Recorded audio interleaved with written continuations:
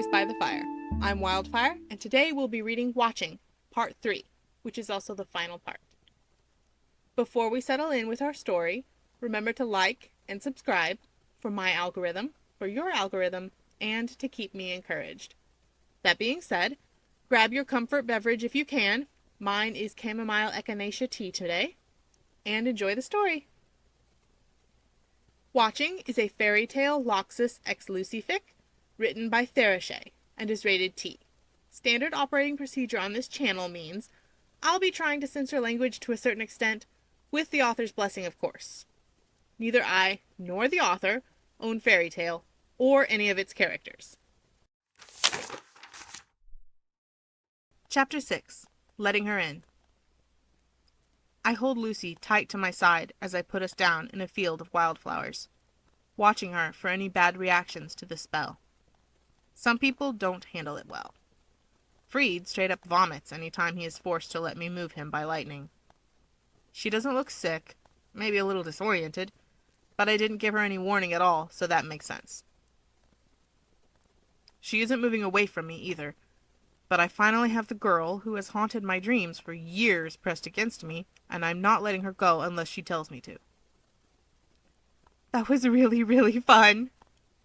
I can hear laughter in her voice. Warmth is swelling inside me. She likes my magic. I smile. Can I bribe you with something to turn me into lightning next time I can't escape the guild hall without resorting to violence? I laugh. Of course, her reaction is the exact opposite of everything I feared. She's amazing. Tell you what, Blondie, as long as I'm not actually busy doing something, I'll allow you to ask for up to 1 free jump a day. Bribes won't be required until jump number 2. Really? Mavis, could her eyes get any bigger? Really. However, this comes with some conditions. Wow. She really just turned her head away from me just so she could glare at me out of the corner of her eye. So cute. Conditions, right. Focus, Laxus. 1. Keep in mind, I'm not a taxi. You start getting ridiculous, I'll withdraw my offer. 2. The amount of magic energy these jumps take is directly related to distance. So don't ask me for a big jump right after I come back from a mission, or if I'm tired. Or if I've been drinking. No matter what I may say otherwise at the time, I can't take passengers safely when drunk, so don't ask. 3. I let the silence drag out, because I'm a jerk, and Lucy is adorable when suspicious.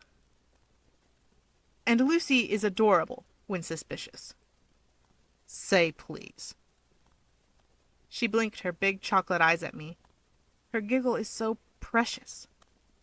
The little boy who still lives deep inside me is doing a happy dance at being able to get these reactions from her. Do you really try to take people with you when you drink too much, even though you know better sober? I'm blushing. I'll deny it if I get called out on it, but I can feel my cheeks getting hot. The amount of energy changes with the mass I take with me. I can't judge it accurately when drinking. I'll deny it if mentioned in the presence of anyone but my team, but I also may be a little directionally challenged. I'm pretty easy to convince when I'm drunk that I can do anything, because I pretty much can, when sober. Ow, don't hit me, woman. I've seen you drunk, so I know you have no room to judge. I am terribly jealous of Natsu's ability to interact with her in that condition, but I still keep the memories in a special place. One of these days, your head will get so big, you won't be able to fit it through the double doors to get it into the guild hall. Pretty sure that already happened during Fantasia.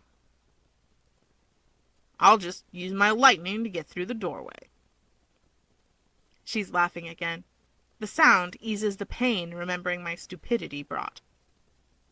So, what happens if I convince you to jump me when you're drunk? Mavis, Cobra's right. She doesn't think before she speaks. She just blew the lid off my for special alone moments box, and the images flying around in my head are making it hard to breathe. Apparently, it showed on my face, because she changed color. No, that's not what I meant. Not jump me. I'm not asking you to. I wouldn't. I mean, not that you couldn't, but. Oh, Mavis, just forget I said that. I meant, what would happen if you were drunk and decided to take a passenger along on a lightning teleport? She threw her hands over her face and started making this weird keening noise. I leaned down to whisper straight in her ear. Say please, Laxus, and I'll pretend to forget the part you wish I actually would. I'm a jerk. But she just left herself wide open, and watching her dissolve into a panicked mess is actually really hot. So is that glare. The shiver running down my spine is because it's also terrifying. Please, Laxus, growled through clenched teeth. I'm going to take it, though, because I don't fancy a Lucy kick to the tinder bits. I've seen too many of those delivered to risk it.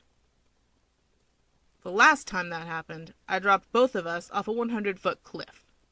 We only survived because my passenger was a mage with enough gravity magic to ease our fall.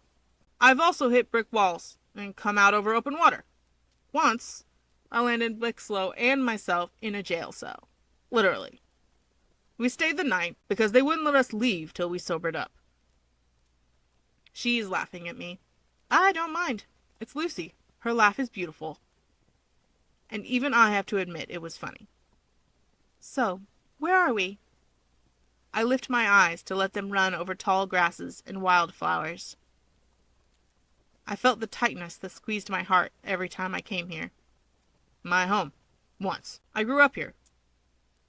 After Tartaros, most of the house was still standing, so I came back and worked on pieces the whole year after. My team helped some. I just finished when Alvarez... I take a deep breath to force myself past the memories. There are still a couple of stones here that were part of the foundation, but I haven't had the heart to start from scratch. I practically live at the guild these days anyway, so my apartment is just a place to sleep when I'm not on missions. Why are we here, if it bothers you? She's leaning into me. It feels good, soothing, and she fits just right. Instinct? I still come here to think, get away sometimes. The building is gone, but it's still home. The Dryers have lived here since the first master's days. Someday I plan to build again. It won't be the house I grew up in, but maybe that's a good thing. My childhood wasn't very happy. I want my children to have happy memories here. Did Cobra poison you? What? No! Why? She's giving me a weird look.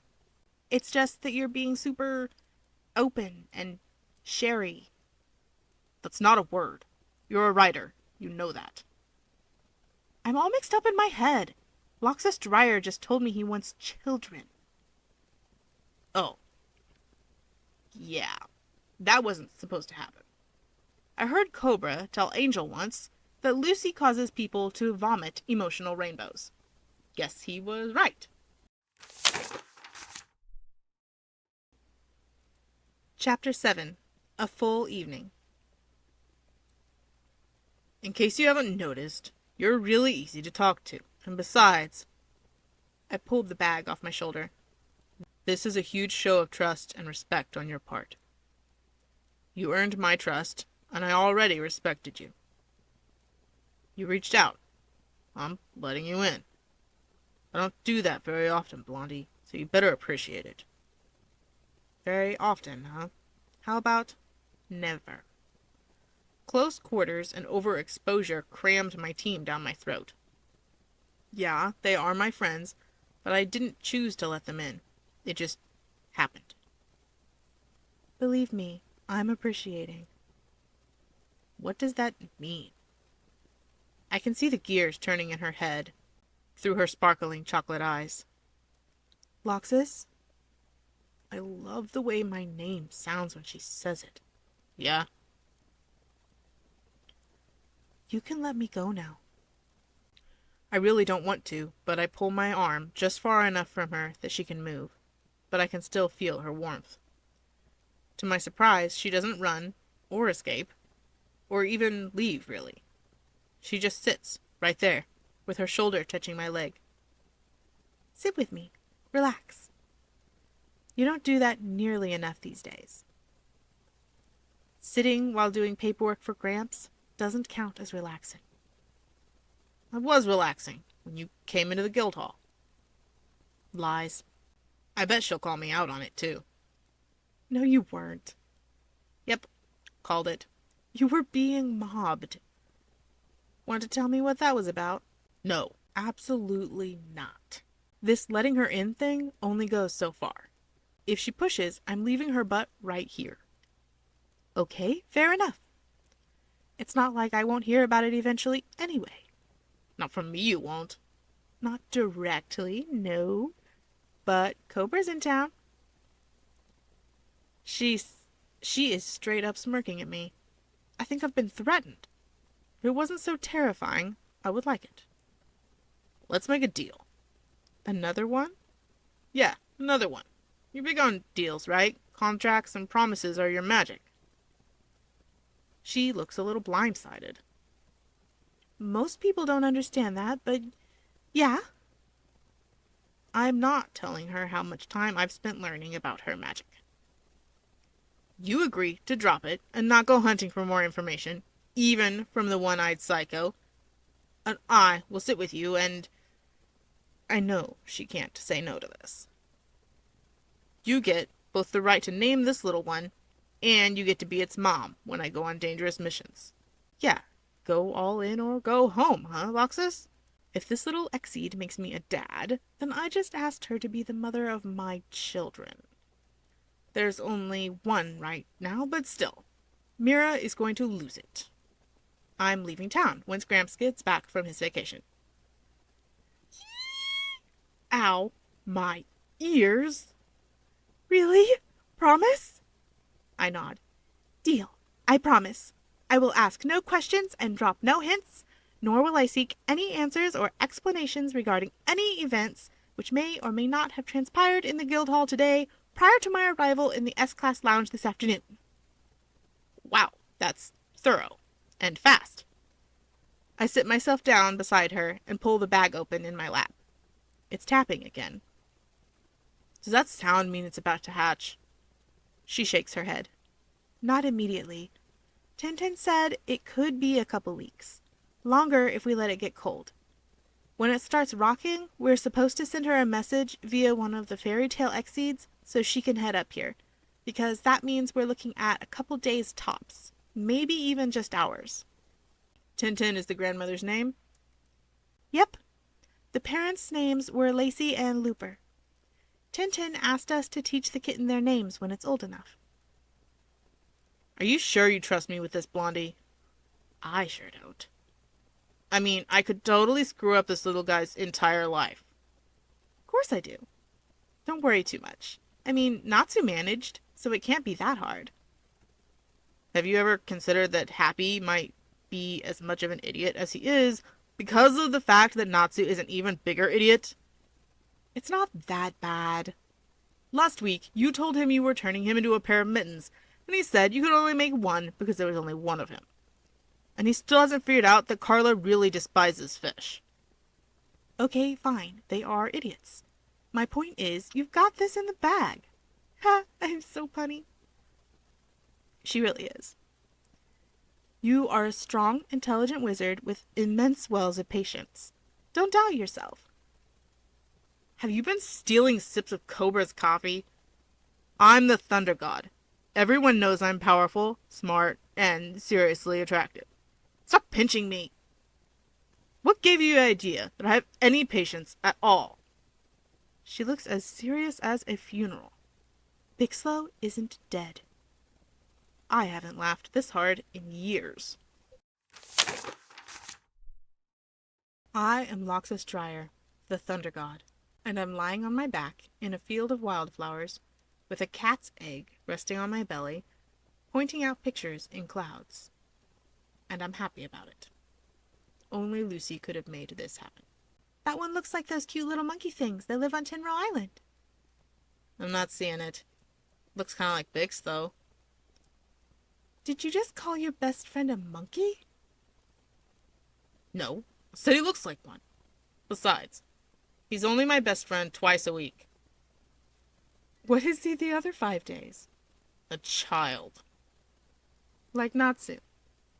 Except he actually knows what to do with a beautiful woman. Natsu knows what to do with a beautiful woman. Oh yeah? Uh-huh. Ask her for bacon. Ha! Please tell me Mira is delusional and you don't have a thing for that moron.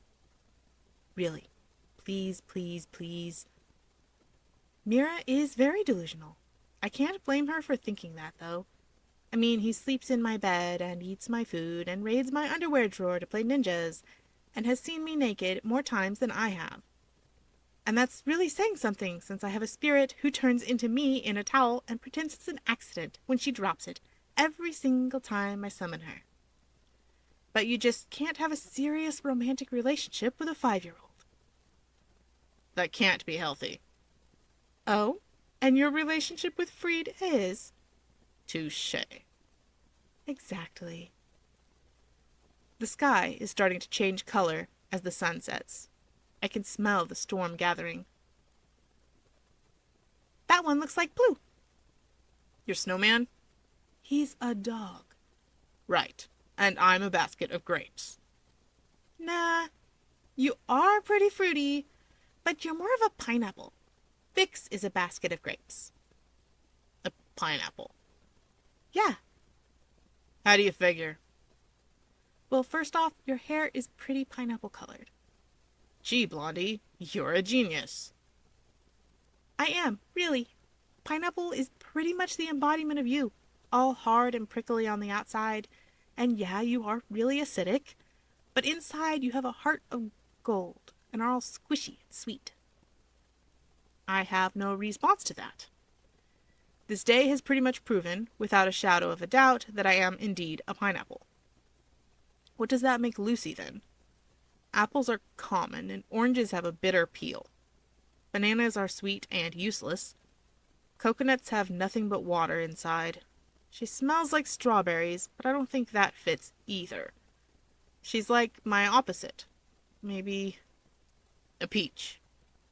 What about a peach? No, a peach is about you. Well, that's just peachy. So punny. Really, though. Fuzzy, soft on the outside, then sweet, bursting with flavor when you go deeper in. But deep down inside, you know what you are?